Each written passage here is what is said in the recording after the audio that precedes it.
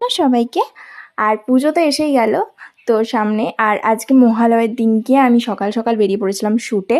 আর আজকে যে লুকটা হতে চলেছে এটা আমার ফার্স্ট টাইম, মানে এই লুকটা আমার ওপর ফার্স্ট টাইম আর কি করা হয়েছিল। কারণ এরকম আগে করেছি আগমনী টাইপস লুক, বাট এই দুর্গাটা আমার ওপর ফার্স্ট টাইম। আমি জানতামও না যে আমার ওপর কীরকম কী যাবে দুর্গাটা, বা ভালো লাগবে কি না আদেও।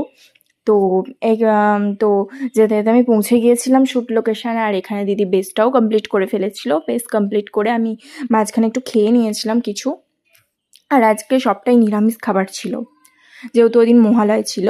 তো তারপরে আমি এই যে এখানে দিদির মেয়ের শ্যুট চলছিল বাইরে। দিদির মেয়েও খুব ভালো নাচে, তো দিদির মেয়ের শ্যুটটা হচ্ছিল। তারপরে এই যে একটা পুচকি বাচ্চা, এটা দিদির মডেল ছিল, এও সাজবে, এরও শ্যুট হবে। তো কি কিউট দেখতে না, ওকে আমি হাই করতে বলছিলাম ভিডিওতে, তো হাই করছিল। তো তারপরে আমার এই যে এটা ফাইনাল লুক। তো তোমরা লুকটা দেখো, লুকটা অবশ্যই ভালো লাগলে আমাকে বলো, কারণ এটা আমার ফার্স্ট টাইম ছিল দুর্গা শ্যুট।